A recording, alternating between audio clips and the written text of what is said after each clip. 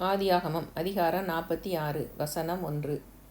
இஸ்ரவேல் தனக்கு உண்டான யாவையும் சேர்த்து கொண்டு புறப்பட்டு பெயர்செபாவுக்கு போய் தன் தகப்பனாகிய ஈசாக்குடைய தேவனுக்கு பலியிட்டான். வசனம் 2. அன்று இரவிலே தேவன் இஸ்ரவேலுக்கு தரிசனமாகி, யாக்கோபே யாக்கோபே என்று கூப்பிட்டார். அவன் இதோ அடியேன் என்றான். வசனம் 3.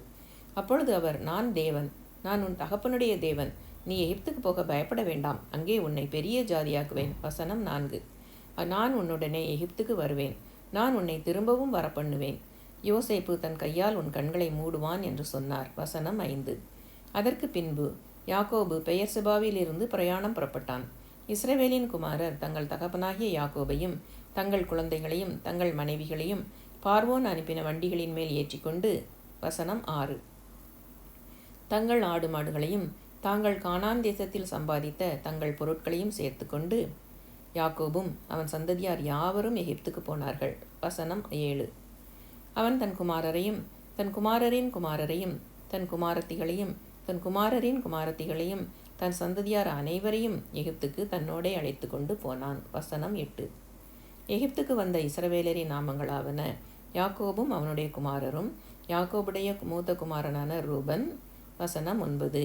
ரூபனுடைய குமாரர் ஆனோக்கு, பல்லு, எஸ்ரோன், கர்மி என்பவர்கள். வசனம் 10.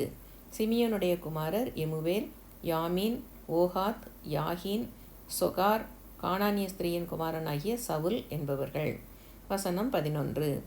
லேவியினுடைய குமாரர் கெர்சோன், கோகாத், மெராரி என்பவர்கள். வசனம் 12. யூதாவினுடைய குமாரர் ஏர், ஓனான், சேலா, பாரே, சேரா என்பவர்கள். அவர்களில் ஏரும் ஓனானும் கானான் தேசத்தில் இறந்து போனார்கள். பாரேசுடைய குமாரர் எஸ்ரோன், ஆமூல் என்பவர்கள். வசனம் 13. இசக்காருடைய குமாரர் தோலா, பூவா, யோபு, சிம்ரோன் என்பவர்கள். வசனம் 14. செபுலோனுடைய குமாரர் செரேத், ஏலோன், யக்லேல் என்பவர்கள். வசனம் 15. இவர்கள் லேயாளின் சந்ததியார். அவள் இவர்களையும் தீனாள் என்னும் ஒரு குமாரத்தியையும் 16ஆமிலே யாக்கோபுக்கு பெற்றாள். அவன் குமாரரும் அவன் குமாரத்திகளுமாகிய எல்லாரும் 33 பேர். வசனம் 16. காத்துடைய குமாரர் சிப்பியோன், அஹி, சூனி, எஸ்போன், ஏரி, அரோதி, அரேலி என்பவர்கள். வசனம் 17. ஆசேருடைய குமாரர் இம்னா, இஸ்வா, இஸ்வி, பெரியா என்பவர்கள். இவர்களுடைய சகோதரி சராக்கு என்பவள். பெரியாவின் குமாரர் ஏபேர், மல்கியேல் என்பவர்கள். வசனம் 18. இவர்கள் லாபான் தன் குமாரத்தியாகிய லேயாளுக்கு கொடுத்த சில்பாளுடைய பிள்ளைகள்.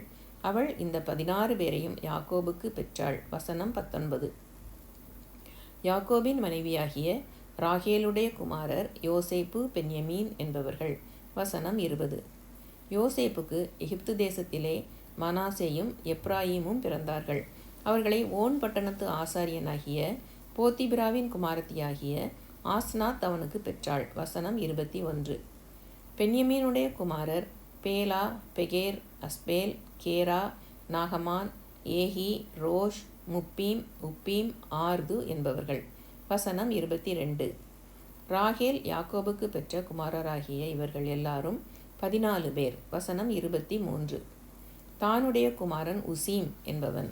வசனம் 24. நப்தலியின் குமாரர் யாத்சியேல், கூனி, எத்சேர், சில்லேம் என்பவர்கள். வசனம் 25. இவர்கள் லாபான் தன் குமாரத்தியாகிய ராகேலுக்கு கொடுத்த பில்காள் யாக்கோபுக்கு பெற்றவர்கள். இவர்கள் எல்லாரும் 7 பேர். வசனம் 26. யாக்கோபுடைய குமாரரின் மனைவிகளை தவிர அவனுடைய கற்ப பிறப்பாய் இருந்து அவன் மூலமாய் எகிப்திலே வந்தவர்கள் எல்லாரும் 66 பேர். வசனம் 27. யோசேப்புக்கு எகிப்திலே பிறந்த குமாரர் 2 பேர். ஆக எகிப்துக்கு போன யாக்கோபின் குடும்பத்தார் 70 பேர். வசனம் 28. கோசேன் நாட்டிலே தன்னை யோசேப்பு சந்திக்க வரும்படி சொல்ல யூதாவை தனக்கு முன்னாக அவனிடத்தில் யாக்கோபு அனுப்பினான். அவர்கள் கோசேனிலே சேர்ந்தார்கள். வசனம் 29. யோசேப்பு தன் ரதத்தை ஆயத்தப்படுத்தி அதன் மேல் ஏறி தன் தகப்பனாகிய இஸ்ரவேலை சந்திக்கும்படி போய் அவனை கண்டு அவனுடைய கழுத்தை கட்டிக்கொண்டு வெகுநேரம் அவன் கழுத்தை விடாமல் அழுதான். வசனம் 30. அப்பொழுது இஸ்ரவேல் யோசேப்பை பார்த்து, நீ இன்னும் உயிரோடு இருக்கிறாயே, நான் உன் முகத்தை கண்டேன், எனக்கு இப்போது மரணம் வந்தாலும் வரட்டும் என்றான். வசனம் 31. பின்பு யோசேப்பு தன் சகோதரரையும் தன் தகப்பனுடைய குடும்பத்தாரையும் நோக்கி, நான் பார்வோன் இடத்துக்கு போய் கானான் தேசத்திலிருந்து என் சகோதரரும் என் தகப்பன் குடும்பத்தாரும் என்னிடத்தில் வந்திருக்கிறார்கள். வசனம் 32. அவர்கள் மேய்ப்பர்கள், ஆடு மாடுகளை மேய்க்கிறது அவர்கள் தொழில்.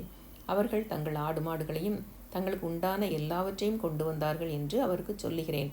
வசனம் 33. பார்வோன் உங்களை அழைத்து உங்கள் தொழில் என்ன என்று கேட்டால். வசனம் 34. நீங்கள் கோசேன் நாட்டிலே குடியிருக்கும்படி அவனை நோக்கி, எங்கள் பிதாக்களைப் போல உமது அடியாராகிய நாங்களும் எங்கள் சிறுவயது முதல் இதுவரைக்கும் மேய்ப்பர்களாயிருக்கிறோம் என்று சொல்லுங்கள். மேய்ப்பர்கள் எல்லாரும் எகிப்தியருக்கு அருவருப்பாய் இருக்கிறார்கள் என்றான். அதிகாரம் 46 முற்றிற்று.